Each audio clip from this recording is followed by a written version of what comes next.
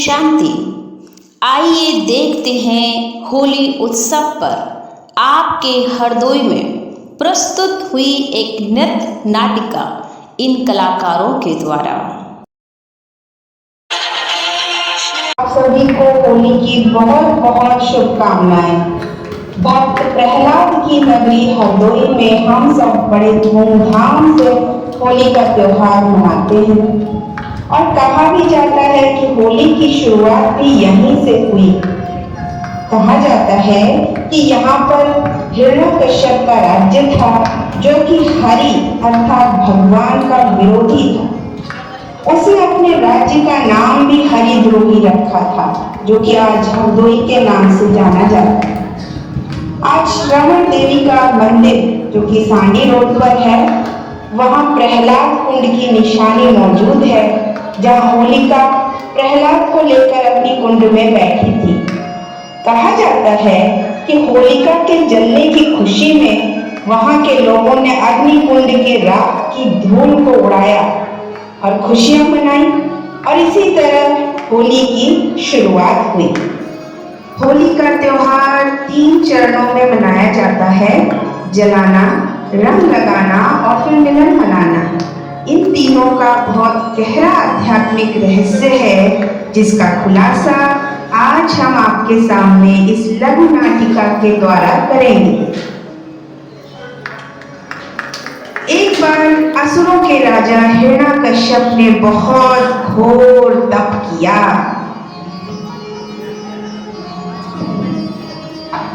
ओम ब्रह्म देवताय नमः। ओम ब्रह्म देवताय नमः। ओम ब्रह्म देवताय नमः। ओम ब्रह्म देवताय नमः। हिरण्यकश्यप, हम तुम्हारी तपस्या से प्रसन्न हुए। बताओ, तुम क्या चाहते हो? प्रभु, मैं पूरे ब्रह्मांड का मालिक बनना चाहता हूँ। मैं चाहता हूँ कि मुझे कोई न मार सके, न नर न नारी, न असुर न देवता, पशु पक्षी, न आकाश में न पाताल में, न दिन में न रात में। बता।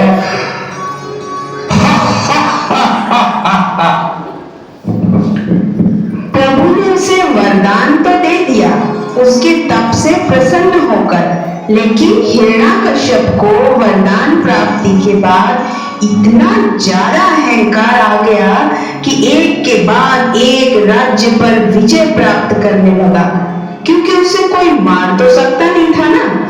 तो यह अहंकार इतना सिर चढ़ गया कि वह अपने आप को भगवान मानने लगा और उसने चारों तरफ ऐलान करा दिया कि सब उसको ही भगवान माने और उसकी ही पूजा करें। सिपाही, चारों तरफ ऐलान करा दो कि सब मुझे ही भगवान माने, मेरी पूजा करे। जो ऐसा नहीं करेगा और किसी और की पूजा करेगा, उसे मृत्यु दंड दिया जाएगा। ये चरम सीमा है। आज के मनुष्य के पास भी जब पैसा, शोहरत और ताकत आ जाती है, तो उसकी भी तो सोच इसी तरह हो जाती है ना। अपने आसपास हम अपनी बुद्धि दौड़ाएं तो क्या हम ये नहीं पाते? यह अहंकार की चरम सीमा है। लेकिन इस अहंकार के बीच, इस कलयुग रूपी घोर अंधकार के बीच प्रहलाद भी है, जो लौकिक में तो हिरण्यकश्यप का पुत्र है, लेकिन असल में तो वो प्रहलाद अर्थात प्रभु की औलाद है, जिसका प्रभु में निश्चय, प्रभु में लगन इस अहंकार का नाश कर देता है। आइए देखते हैं कि कैसे हिरण्यकश्यप प्रहलाद की परीक्षाएं लेता है। ओम नमो भगवते वासुदेवाय। ओम नमो भगवते वासुदेवाय। अरे पागल, ये तुम नमो नमः। मैं अपने भगवान विष्णु की स्तुति कर रहा हूँ। वो जो तीनों लोकों के स्वामी हैं, मैं उनकी स्तुति कर रहा हूँ। अरे लेकिन क्या तुमको पता नहीं है, इस नगरी में तो राजा हिरण्यकश्यप को ही भगवान मानने का आदेश है, और ये तुम क्या कर रहे हो? कहीं किसी ने सुन लिया तो राजा से कह दिया तो तुम्हें मृत्युदंड मिल जाएगा, समझ रहे हो? मैं तो भगवान की ही स्तुति करता रहूंगा, क्योंकि वो ही सर्वशक्तिमान है। बगैर उनकी इच्छा के कोई मुझे मृत्युदंड नहीं दे सकता।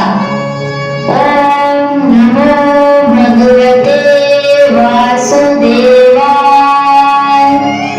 ओम नमो भगवते वासुदेवाय। राजकुमार, ये आप क्या कर रहे हैं? अपने ही पिता की आज्ञा का उल्लंघन कर रहे हैं।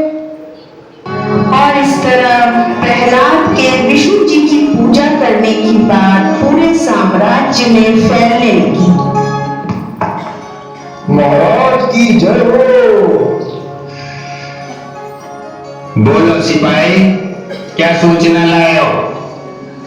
महाराज, राजकुमार प्रहलाद के विष्णु को पूजा करने की बात पूरे साम्राज्य में फैल रही है, और उन्हें देखकर प्रजा भी विष्णु की पूजा करने लगी है।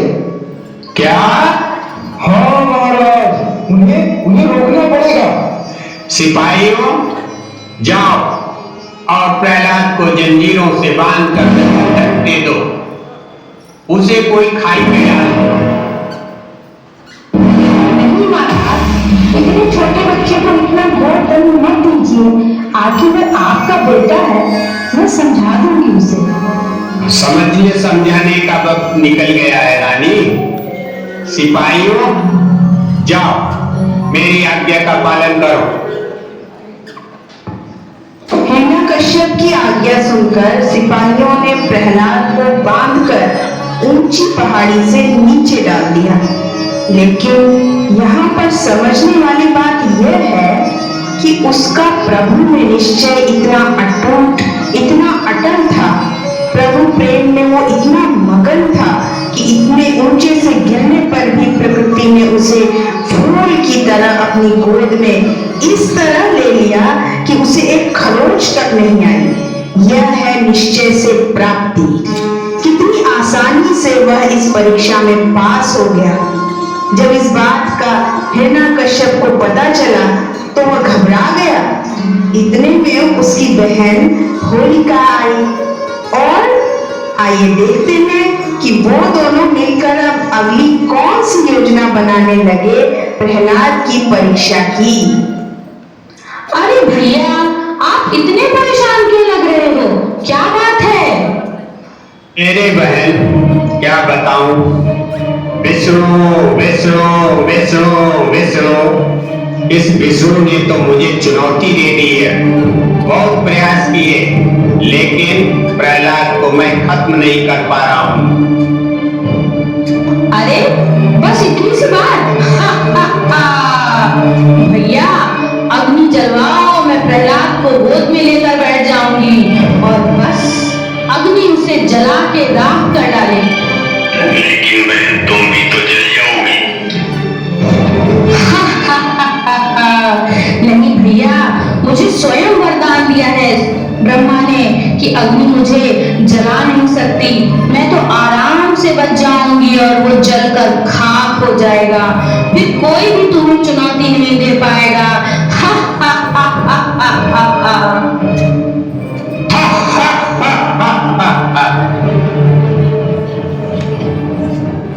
आओ बेटा, मैं आज तुम्हें गोद में लेती हूँ। बहुत दिन हो गए तुम मेरी गोद में नहीं आए। जी हुआ, आया। आओ बच्चे, आओ। ओम नमो भगवते वासुदेवाय। कैसा है युवाश्री? मुझे तो आनंद आ रहा है। जैसे जैसे लपटें मेरी ओर बढ़ रही है, मुझे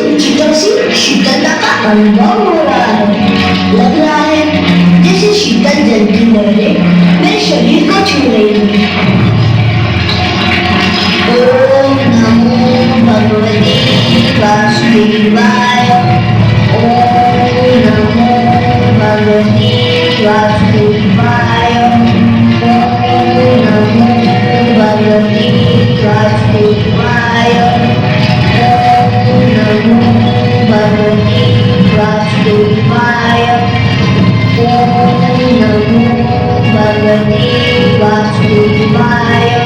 ओम नमो भगवते वासुदेवाय। ओम नमो भगवते वासुदेवाय। ओम नमो भगवते वासुदेवाय।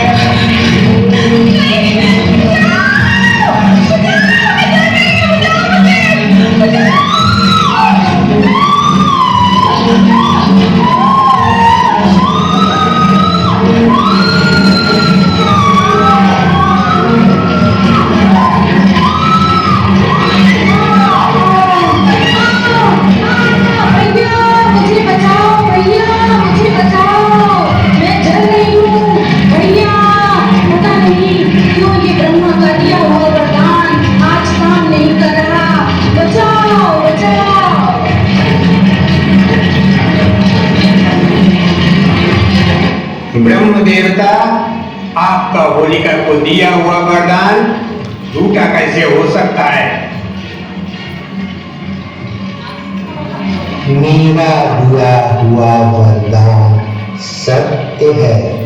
होलिका जल नहीं सकती जब वह अकेली हो, लेकिन इस समय उसके साथ प्रहलाद है।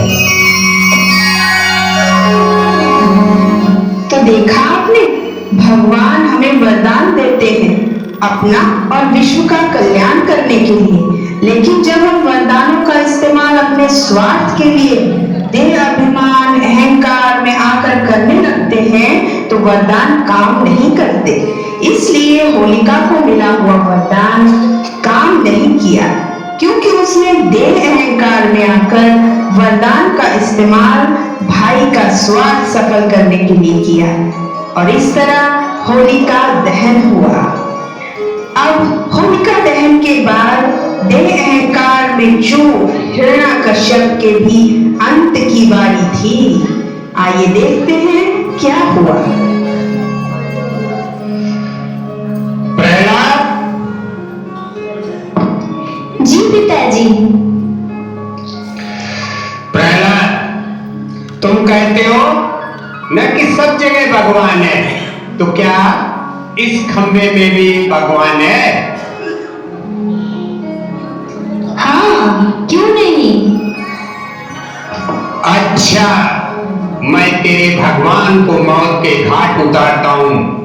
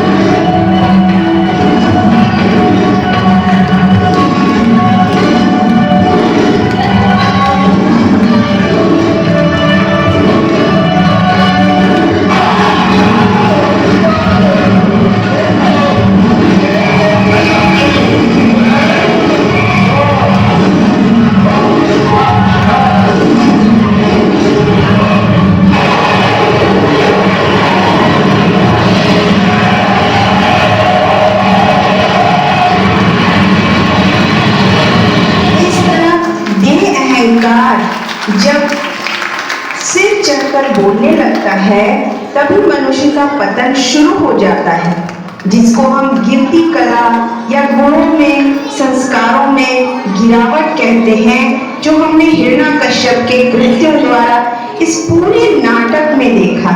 हमने देखा कि वो किस तरह अहंकार के वश होकर जब चरम सीमा तक पहुंच गया तो अपने ही कुसंस्कार, अपने ही विकर्मों के कारण विनाश को प्राप्त हुआ।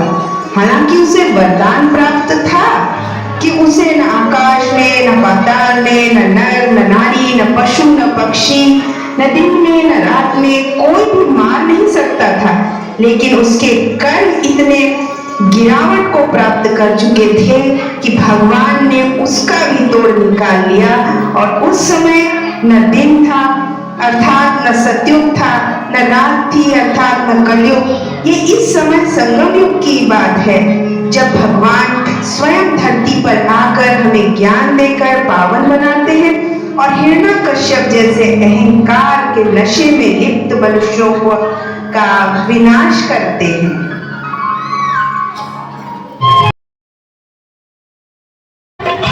विजय सत्य की होती है, ये तुम भूल जाना, सदा मेरा आपस में रखना, प्रेम तेरी जलाना, सदा मेरा आपस में रखना, प्रेम तेरी जलाना। अंतिम विजय सत्य की होती है, ये तुम भूल जाना, अंतिम विजय सत्य की होती है,